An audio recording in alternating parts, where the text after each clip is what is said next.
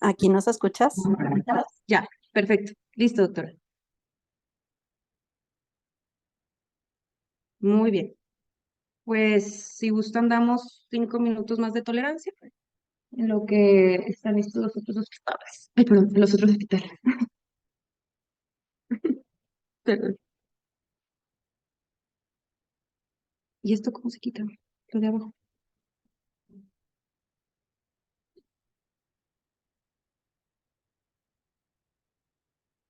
Sí. ¿Listo? Perfecto. ¿Listo? Listo. Y-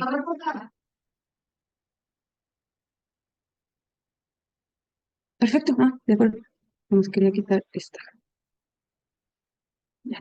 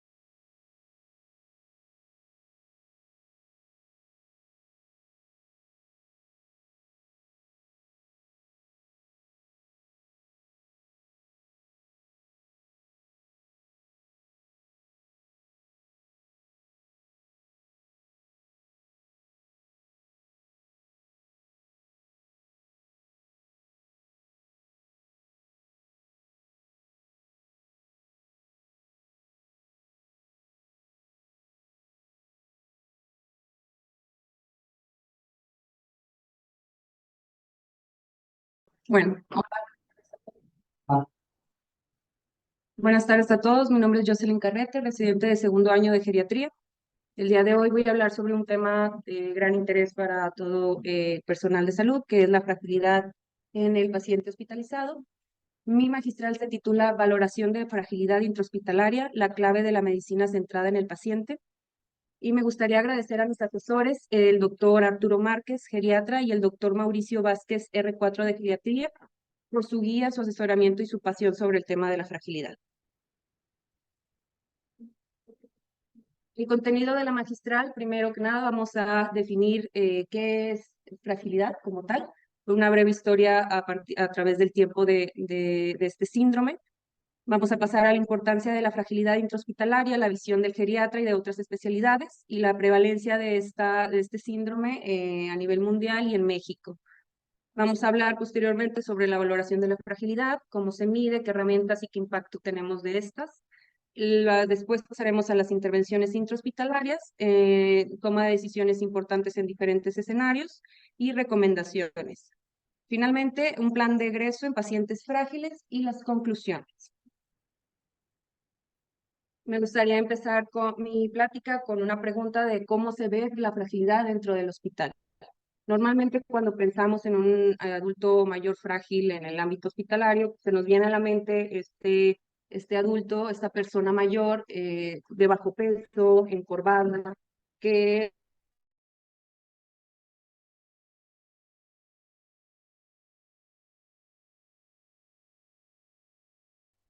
esto podría quedar un poco ambiguo debido a que no tenemos como tal bien definidos los criterios que nos hacen a un paciente, que nos dan la definición como tal de fragilidad. Y es por eso que me gustaría que en esta plática pues quedara un poquito más concreto qué es la fragilidad, mejor definido.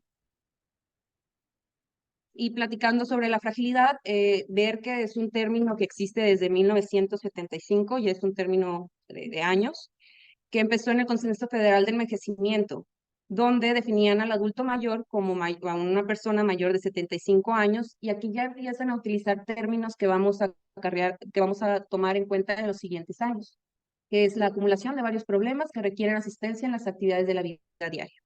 En 1980, un pionero de la fragilidad, el doctor Stone, define la fragilidad como un sinónimo de discapacidad.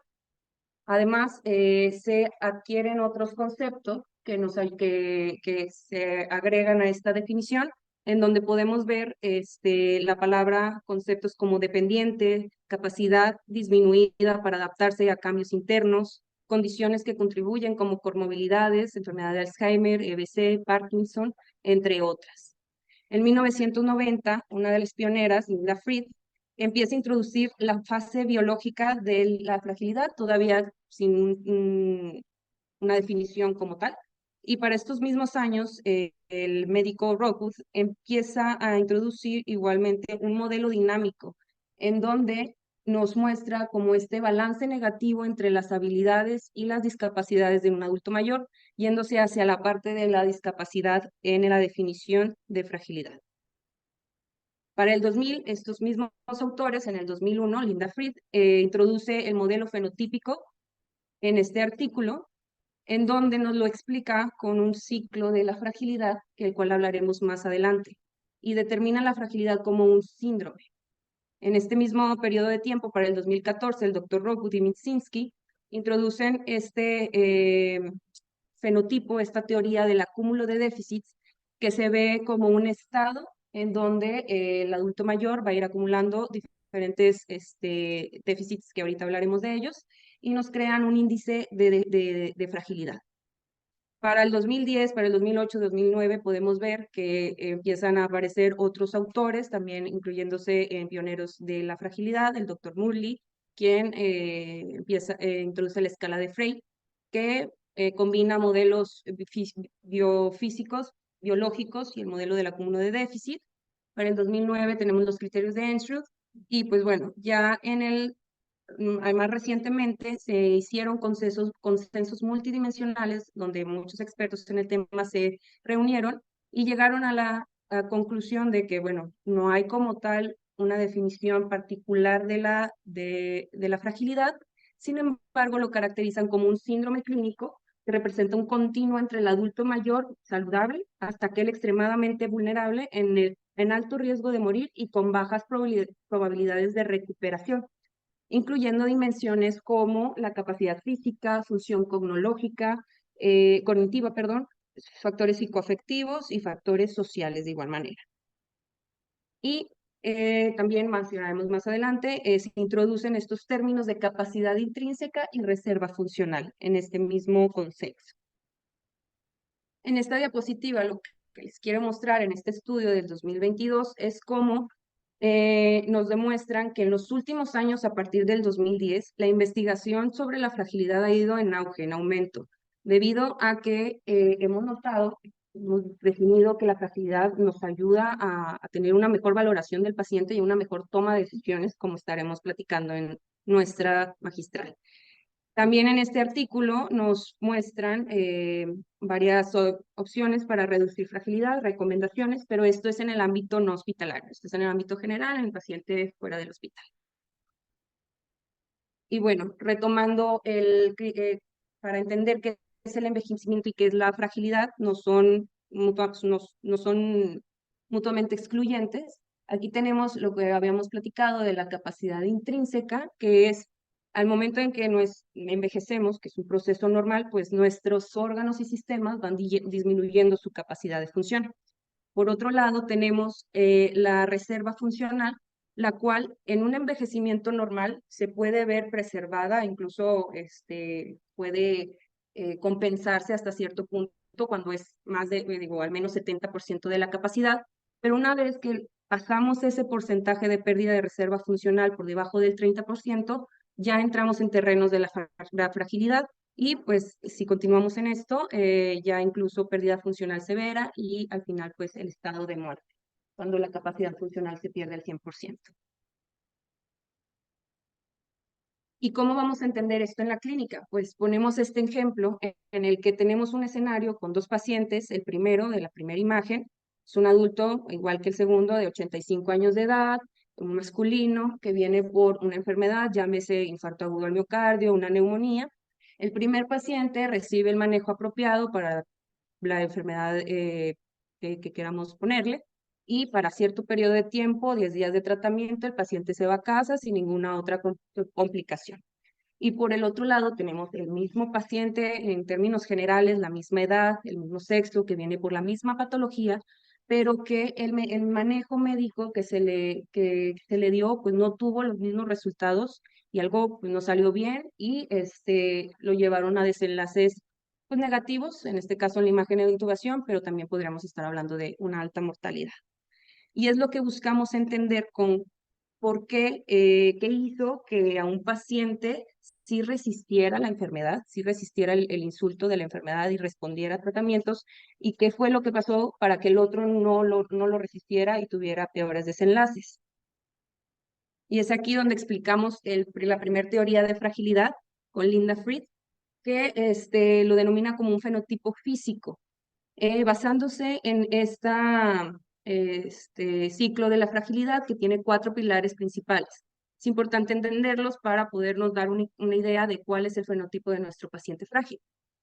Puede empezar en cualquier punto de estos pilares, pero usualmente iniciamos con la sarcopenia, que es la disminución de la fuerza muscular, de la masa muscular relacionada al envejecimiento. Esto nos lleva a una disminución de la actividad metabólica, con una posterior disminución de la actividad física y una desnutrición crónica asociada. Estos pilares de la fragilidad hicieron que la doctora Linda Fried y su equipo de investigadores pudieran realizar esta escala, la escala de Fried, para poder dar un diagnóstico de fragilidad, teniendo que cumplir al menos con 3 criterios, los cuales son pérdida de peso, más de 5 kilogramos, sarcopenia, con medida con la fuerza de presión menor a 20%, poca resistencia, agotamiento y lentitud, esto referido como autorreportado por nuestro paciente, y pues bueno, una baja actividad física. Teniendo 3 criterios de estos, ya podemos considerar que nuestro paciente tiene fragilidad. Otra teoría es la de Rockwood y Mitsinski con estado de acumulación de déficits que pueden ser comorbilidades, anormalidades de laboratorios, diferentes síntomas. Y aquí también es algo criticada porque incluyen ya factores, ítems de discapacidad. Y lo que hemos estado intentando definir es que pues, la fragilidad no es sinónimo de discapacidad, es un previo a la discapacidad. Entonces, para hacer este índice de fragilidad se requieren al menos 70 ítems, 40 como lo apropiado y al menos 25 para poder medir fragilidad de nuestro adulto mayor. Es algo difícil de hacer en la clínica, por lo que Rockwood y su equipo lo extrapolaron a la escala clínica de fragilidad, en la que no de manera pues, clínica podemos poder encontrar este acúmulo de déficits y poder definir fragilidad de nuestros pacientes. Y el último modelo es el modelo multidimensional, que a partir del 2013 incluye otras componentes, otras esferas, no solo las biológicas y físicas, también la limitación financiera, el deterioro cognitivo, el deterioro psicológico y pues el soporte social limitado, que también lo vemos muy presentes en nuestros adultos frágiles.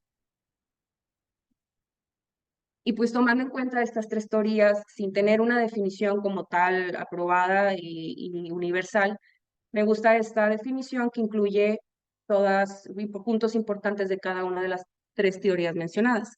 Es un estado clínicamente reconocible de mayor vulnerabilidad que resulta de la disminución de la reserva y la función asociada con el envejecimiento en múltiples sistemas fisiológicos, de modo que la capacidad para hacer frente a los factores estresantes cotidianos o agudos está limitada. Como vemos, incluye estas 3 dimensiones, estas 3 teorías, y pues lo hace una definición bastante completa.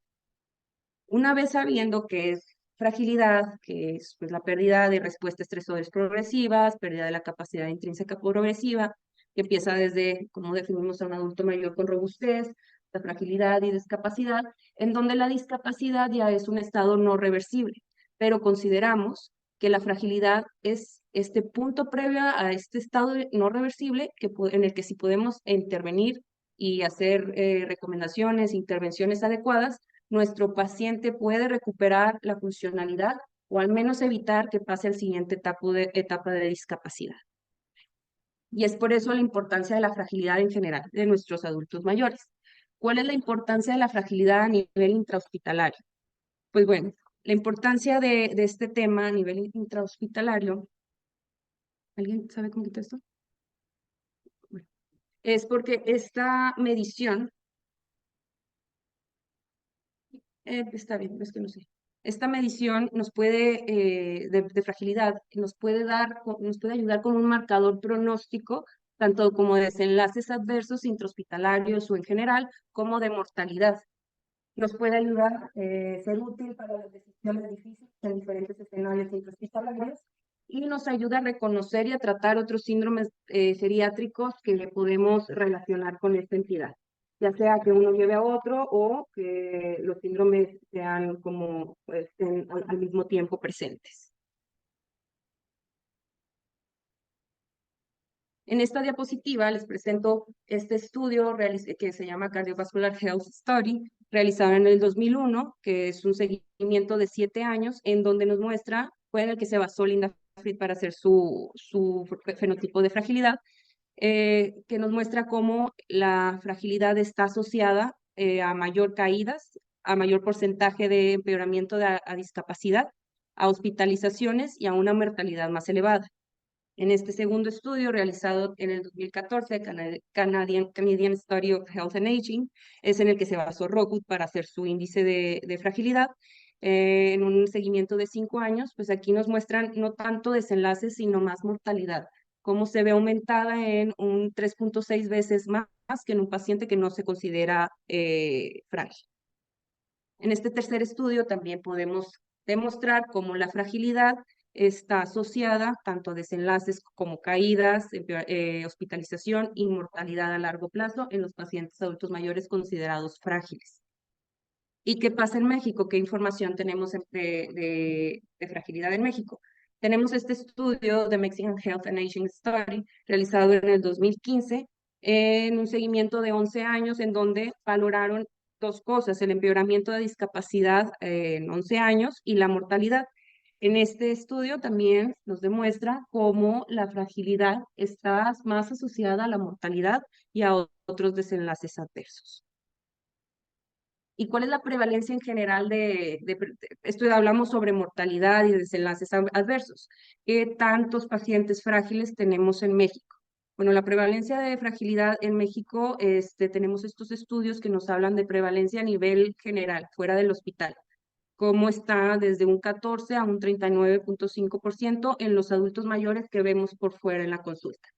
No hay estudios como tal que nos hablen sobre la fragilidad intrahospitalaria en México, pero está este estudio realizado en el 2022, que es muy reciente, en donde por fines, lo hicieron por fines económicos, pero nos da este dato que en los pacientes a nivel mundial hospitalizados, la prevalencia es de 47.4%. Incluyeron 5 continentes en los cuales también está México, y pues bueno, aquí podemos ver cómo la fragilidad intrahospitalaria en prevalencia es mucho mayor que la fragilidad a nivel no hospitalario. Platicando todo lo anterior, pues que es con lo que quisiera que nos quedáramos, es que pues, bueno, la población de adultos mayores está incrementando en el ámbito hospitalario y de igual manera la población frágil. La fragilidad nos puede ser útil para predecir desenlaces intrahospitalarios y mortalidad, también para reconocer otros síndromes geriátricos asociados, y básicamente es también útil para hacer una medicina centrada en el paciente. Y ahora, ya sabemos que nuestro paciente es frágil. Digo, perdón, ¿cómo vamos a medir fragilidad? En estos momentos, en esta era, vivimos en una, bueno, primero, ¿qué escalas se utilizan en su práctica clínica? Es una pregunta al aire, pueden tener en su mente algunas, pero en estos momentos, en este tiempo, estamos viviendo como una era de escalitis. Queremos tener una escala para todo, para poder valorar de manera objetiva cada una de nuestras patologías, y pues bueno, la fragilidad no es diferente a esto. Existen más de 100 o 200 incluso escalas para valorar fragilidad. En esta diapositiva les muestro las principales a nivel internacional, las que más utilizamos, y lo que quiero que vean es cómo medir fragilidad no es tan difícil en el ámbito clínico. Hay unas escalas que sí son más complejas, que se utilizan para cuestiones de investigación, pero existen escalas que no no les llevan más de 5 minutos realizarlas y dan una buena idea de que el paciente es frágil. En este estudio realizado en el 2014 se comparan 4 escalas principalmente, que es la de Frey, la de SOF, que es la de los criterios de Enstrup, los criterios de fragilidad de Linda Fried con el Cardiovascular Health Story y el índice de fragilidad. Se siguieron a la población diagnosticada como frágil, prefrágil y frágil a 3 y 9 años y vieron que las escalas de índice de fragilidad, el Frail y los criterios de Fried tenían mayor predicción para detectar discapacidades a los 3 y a los 9 años. Para la comparación de estas escalas a nivel de mortalidad, este estudio determinó que la escala de Frail, índice de fragilidad, predice mejor la mortalidad que las otras escalas. Pero bueno, esto es un estudio en un periodo de tiempo con cierto número de pacientes. Está por otro lado este otro estudio realizado en el 2017, donde se comparan 35 escalas de fragilidad basadas en diferentes teorías de la fragilidad, que como ya platicamos al inicio, el fenotipo de fragilidad, el multidimensional y el acúmulo de déficits. En esta comparación encontraron que hay una heterogeneidad muy grande y que las escalas no son intercambiables. Entonces, no hay una mejor que otra, como tal en los estudios previamente expuestos. Y en esta diapositiva, el autor Watson, que también es pues un importante investigador de la fragilidad en el 2018, nos recomienda ciertos instrumentos para valorar fragilidad dependiendo de las especialidades, de las distintas especialidades que tratan pacientes frágiles. Por ejemplo, en cardiología tenemos una alta prueba de adultos mayores frágiles con enfermedad cardiovascular. Nos recomiendan la velocidad de la marcha como única medida, el fenotipo de fragilidad, o sea, el fenotipo de Fried y la escala de Rockwood. Y esto, como hemos estado viendo en clases de cardiología previamente, pues es un componente importante para la selección de pacientes en terapias invasivas y de alto riesgo. Ya no es tanto por la edad cronológica, sino por el nivel de funcionalidad y de dependencia de nuestros pacientes. Están también para enfermedades infecciosas, la versión modificada de fenotipos de fragilidad, entre otras. Y esto es, al momento de realizar estas escalas, predicen peor pronóstico en pacientes VIH positivos para desenlaces adversos, llámese SIDA o muerte en adultos frágiles antes de iniciar la terapia antirretroviral, por lo que nos puede ayudar a definir si es útil o no la terapia. La nefrología, en el caso de nefrología, la versión modificada de fenotipo de fragilidad puede ayudar a guiar el tratamiento, los trasplantes. En oncología es otro tema muy importante, muy amplio, en donde existe literal la oncogeriatría y el instrumento que recomiendan es pues, la valoración geriátrica integral para poder predecir las causas de mortalidad, la intolerancia a la quimioterapia, complicaciones posquirúrgicas y nos ayuda a guiar, se ha visto que nos ayuda a guiar el tratamiento con recomendaciones específicas para cada tipo de cáncer. Y por otro lado, tenemos la parte de cirugía, esto es en cirugías selectivas cardíacas, no de urgencias, en donde si un cirujano, un especialista quirúrgico, pues puede determinar fragilidad y esto va a ayudar a que además de la valoración preoperatoria pueda realizarse esta valoración de la fragilidad y esto también ayudarnos a toda toma de decisiones quirúrgicas. Aquí introduce el tema de la habilitación a riesgo modificado, adaptación de la administración de analgesia y la prehabilitación, que hablaremos más adelante.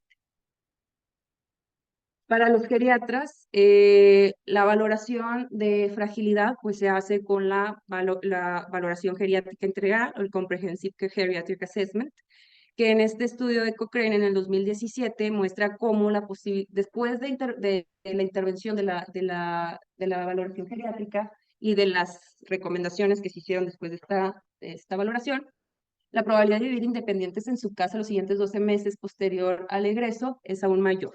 En contrario a cuando no se hace la valoración geriátrica ni las intervenciones propuestas por el geriatra.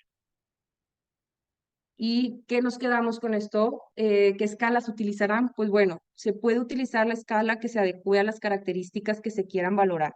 Depende de si se encuentran en un estado, en una situación de que te quieran valorar al paciente en la clínica, o quieran hacer investigación. Las escalas no son intercambiables, no es usar una por otra, pueden utilizar más de 2 escalas para definir fragilidad y eso poderle dar más fuerza a su diagnóstico. Medir la fragilidad con la escala en el que el clínico esté más familiarizado.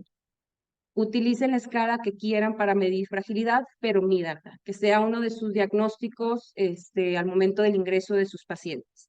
Y pues bueno, la valoración geriátrica integral es el gold standard para la valoración de fragilidad.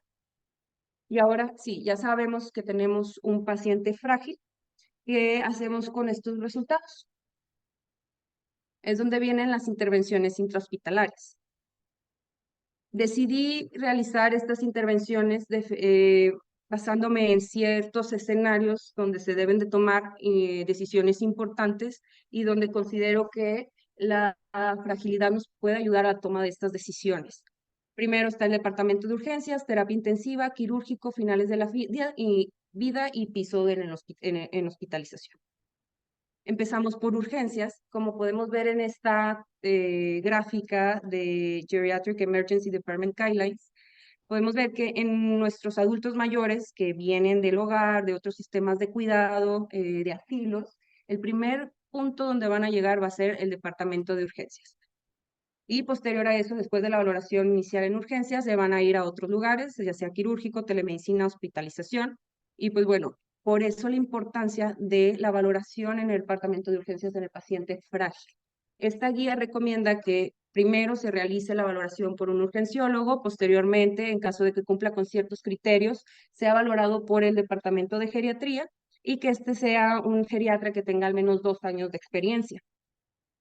¿Qué se hace en otras partes del mundo? Bueno, pues en España, uno de los conocedores del tema, de los que me basé mucho en esta presentación, Leocadio Rodríguez, menciona que en este estudio de efectividad de la revaloración de ingresos de pacientes con mala situación funcional, llámese fragilidad, lo que hicieron fue que aquellos pacientes que cumplían con los 3 criterios de inclusión, que eran pacientes mayores de 75 años, situación de base con dependencia severa y admisiones previas en el servicio de geriatría, fueran revalorados posterior a una intervención ya por parte del departamento de urgencias y que fueran revalorados que hubieran tomado la decisión de ingresarlos, pero que cumplieran con estos criterios para que fueran a ser revalorados por el geriatra.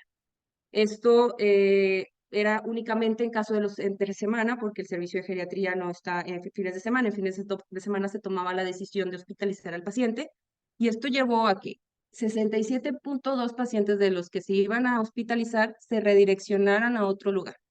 El problema aquí es que no sabemos a qué otro lugar, porque en España tenemos más lugares de cuidado primario, de atención primaria, en donde se puede redireccionar al paciente y también darse una atención médica. Ese es el problema. Pues bueno, esto es lo que se hace en otras partes del mundo, que podemos buscar la manera de traerlo aquí a nuestro hospital. El siguiente escenario es el departamento de terapia intensiva. En esta diapositiva pongo las características de los pacientes que viven con fragilidad que ingresan a terapia intensiva. Menciona este artículo de Biasio del 2020 que estos pacientes usualmente tienen una admisión más frecuente debido a que ya sea por la enfermedad aguda con la que entran o porque tienen escalas de riesgo de severidad como el Apache o el TOFA pues muy elevados. Entonces, inicialmente ya cumplen con criterios para entrar a terapia intensiva. Tienen las características de ya contar con directrices avanzadas, o sea, limitación de cuidados, no resucitar, no intubar. Esto, bueno, en este estudio, no es en todas partes del mundo. Y como ya hemos estado viendo, también no es diferente en el escenario de terapia intensiva, hay una mayor mortalidad, hay una mayor estancia intrahospitalaria y pues bueno, hay un aumento de discapacidad a 6 meses posteriormente al egreso. ¿Y cuáles son las recomendaciones de este artículo? Bien importante y lamentablemente, pues no hay estudios randomizados que nos den este tipo de recomendaciones. Sin embargo, nos hace mucho énfasis en hacer esfuerzos proactivos para incluir a un equipo multidisciplinario. No porque el paciente sea frágil, vamos a dejar de intervenir o vamos a buscar que le vaya mejor en su enfermedad.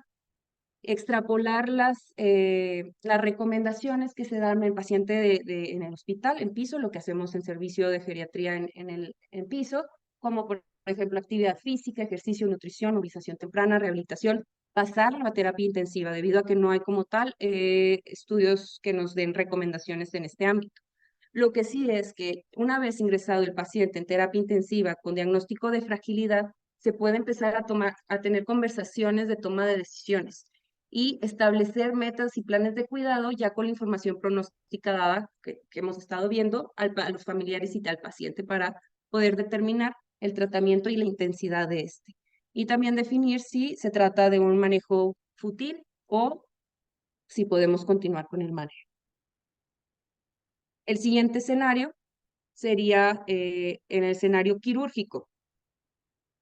Existe este modelo, el modelo POSH, de The Preoperative Optimization of Senior Health, que nos recomienda como una vez que el paciente decide tener una intervención programada, llámese, por ejemplo, una colelitiasis o colecistitis, en la que se pueden esperar a realizar la intervención. Si ya el clínico quirúrgico identificó al paciente frágil, hacer este modelo, o bueno, o llamar al geriatra para que empiece a hacer esta rehabilitación, prehabilitación, este control súper importante de la nutrición y control glicémico, control de dolor y el delirio, que es algo que tenemos que evitar en nuestros pacientes incluso fuera del hospital. Y pues bueno, siempre tomar en cuenta las necesidades de los pacientes y que ya una vez identificando al paciente frágil, no se esperen a que llegue a la hora de la cirugía sin haber hecho estas intervenciones para lograr que nuestro paciente adulto mayor frágil pues le vaya mucho mejor y tenga mayor dependencia posterior a la cirugía. Y viene el siguiente escenario, que es al final de la vida, los finales de la vida. Aquí, como podemos ver en el primer esquema, como pues el envejecimiento, el proceso de la vida, que es normal y único para cada persona, que nos lleva desde la independencia hasta la disminución de la independencia, hasta el espectro de la fragilidad que hemos estado viendo, y al periodo de discapacidad. En este periodo, previo a la muerte, entre la premuerte y la fragilidad, existe este término que es no tan reciente, pero que lo incluyen en la literatura, que es el failure to try, que es la falla para progresar. Es el ejemplo de los pacientes frágiles en los que estamos haciendo todas las intervenciones multidisciplinarias, dándole el manejo adecuado, pero el paciente, a pesar de eso, sigue teniendo una evolución tórpida, no responde al tratamiento y cada vez se pone más grave y con más compromiso para la vida. Y es algo normal, es algo que pasa. Entonces, en este periodo de tiempo, pues sería fácil para nosotros pensar que todos los adultos mayores que están al final de la vida, pues son frágiles. Pero en realidad es este punto medio entre la discapacidad y la premuerte. Punto previo, perdón. ¿Y por qué es importante la fragilidad en estos pacientes? Pues bueno, es que en estos momentos es un estado potencialmente progresivo, la muerte es muchas veces inevitable o hasta el 100% inevitable, y es aquí la importancia de establecer cuidados de soporte y cuidados paliativos. Es un proceso que incrementa la complejidad de los problemas y el paciente viene con muchas situaciones, muchos déficits, entre los cuales tenemos que poner mucha atención en el déficit existencial. Y algo que quiero que nos quedemos todos, es muy importante para este tipo de pacientes o para todos los pacientes, vivir y morir en un ambiente familiar y mantener la autonomía es una demanda de estos pacientes, por lo cual se exige un acceso a servicios de salud de calidad y tratamiento médico también de calidad. ¿Qué vamos a hacer con estos pacientes al final de la vida que son frágiles? Pues establecer metas de cuidado, comunicarnos, tener una comunicación efectiva con el enfermo y familiares, y recordar otra vez que el estado funcional es fundamental en la toma de decisiones.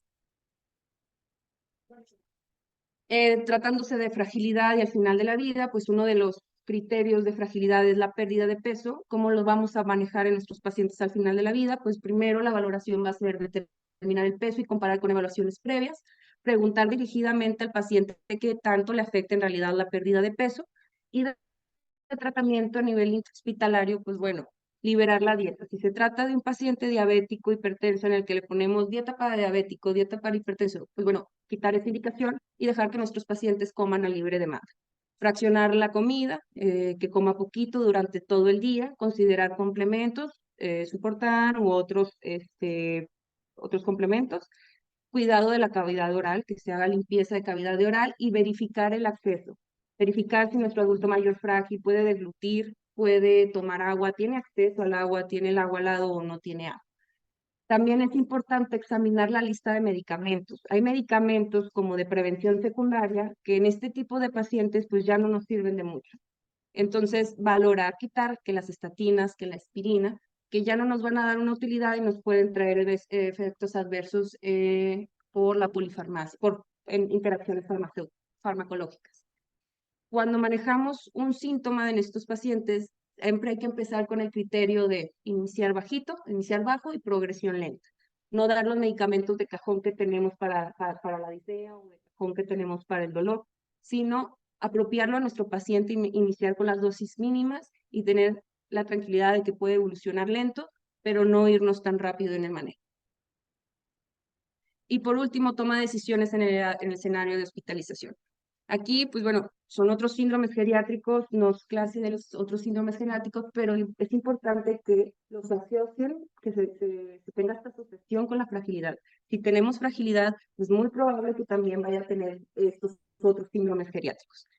El delirium, por ejemplo, que ya sabemos cuáles son las intervenciones, orientar la luz solar, el reloj, la hidratación, tratar el manejar las enfermedades. Aquí el punto de esta magistral es, pues, hacerlo notar y ya tenemos las intervenciones, ahora la cuestión es, pues, realizarlas, ¿no? En el otro síndrome, también asociado a la fragilidad, es la inmovilidad.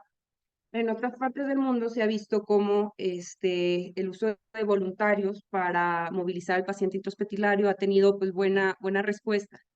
Sin embargo, extrapolándolo a nuestra situación, muchas veces pues esto no es probable, no es viable o no, al menos no ha sido valorado.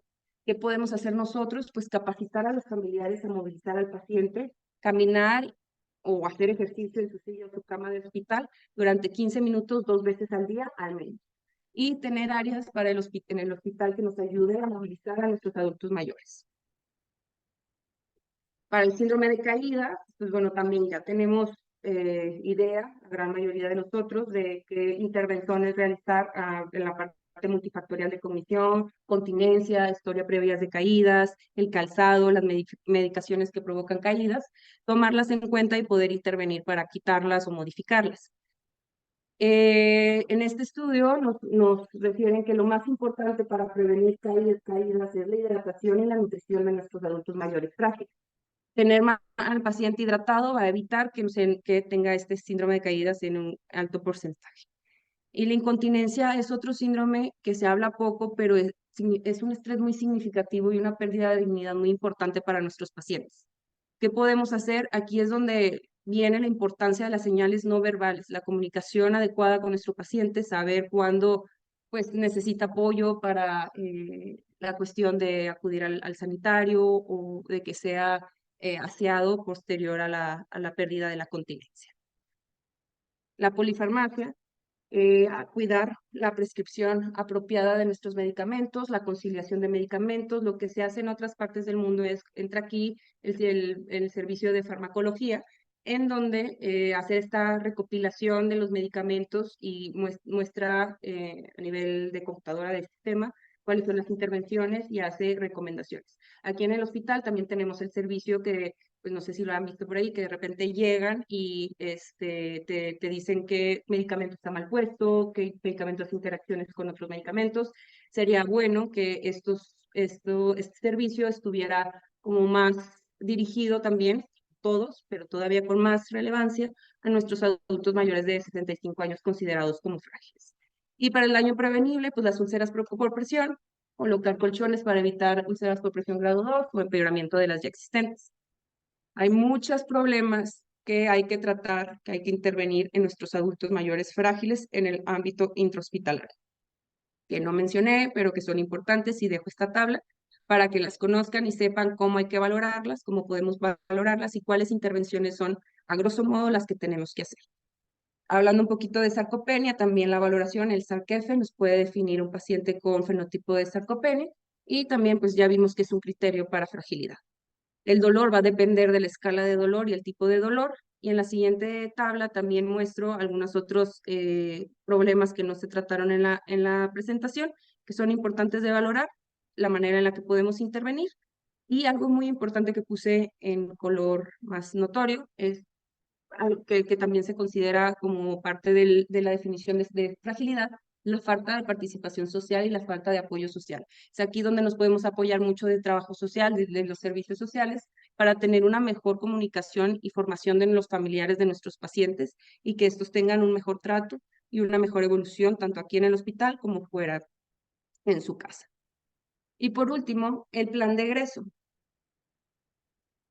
En este esquema de fragilidad en el hospital de Walson también, nos muestra cómo la fragilidad, bueno, se pueden dar diferentes intervenciones dependiendo del nivel de dependencia que tengan nuestros pacientes. Si se definen desde robustos, cuáles son como las indicaciones a nivel general, si se definen como frágiles o ya fragilidad al final de la vida, donde ya estamos hablando de cuidados de hospicio y de la comodidad y dignidad como nuestros principales objetivos de cuidado. En el adulto mayor frágil, muy importante antes del egreso abordar la capacidad mental en pacientes con deterioro cognitivo. Para esto se pueden apoyar del servicio de geriatría, que se haga una valoración integral para poder valorarla previo al egreso y saber que también nos van a ir con las recomendaciones brindadas. Es importante saber que una mala planificación, una mala lista de medicamentos, de recomendaciones, va a causar en la familia un estrés que puede llevar a que regrese el paciente posteriormente porque no entendieron las indicaciones. Y pues bueno, la solución es que se escriba y se revise con los familiares el plan de egreso para evitar estos contratiempos. En caso de que se haya quedado alguna recomendación de rehabilitación, y pues bueno, yo aquí considero que la prehabilitación sería importante en todos nuestros pacientes frágiles, tengan o no tengan a futuro una intervención quirúrgica. Porque como ya vimos, la prevalencia de que puedan volver a estar hospitalizados o que puedan tener alguna otra desenlace negativo, pues es muy alta. Y para mí sería importante ya empezar con la prehabilitación, que solo se maneja a niveles quirúrgicos, pero hacerlo con todos nuestros pacientes que definamos como frágiles. Pero bueno, ese es un tema muy grande. En exposiciones previas, en magistrales previas hablo sobre este tema. Sería importante volver a revisarlo. Y en caso del ambiente, cuidar la nutrición, la hidratación y las relaciones terapéuticas siempre es concentradas en la persona. Existen varios modelos, que aquí por ejemplo usamos el BB Frame, que nos ayuda a definir qué tipo de ejercicios vamos a hacer al final en nuestros pacientes dependiendo de la clasificación de fragilidad. Y pues bueno, existen otros también pero el que más usamos aquí es de BB Frame. Para que al final logremos que nuestro adulto mayor que estuvo en el hospital, pues pueda ser egresado a casa con una recuperación de su dependencia, con buen estado funcional y evitar que presente desenlaces negativos. Y ya para concluir mi presentación, quisiera que nos quedáramos con que el envejecimiento poblacional pues es un reto para el manejo de enfermedades crónicas. El adulto frágil es susceptible a desenlaces adversos, como ya estuvimos platicando, y al establecer un estado de fragilidad es necesario un abordaje holístico, intervenciones de manera multidisciplinaria en los que hay que intervenir de manera apropiada. Hay una necesidad de adaptación del sistema de salud. Definitivamente, aunque tengamos las recomendaciones o las ideas de otros lugares, pues necesitamos apropiarlas a nuestro sistema de salud. Y importante que reconocer que la fragilidad pudiera ayudar a la toma de decisiones en el ámbito intrahospitalario para el diagnóstico y tratamiento es con lo que quiero que se queden de mi magistral. Y por último, pues se pueden dar las recomendaciones, pero solo funcionan si se implementan. Y eso sería todo.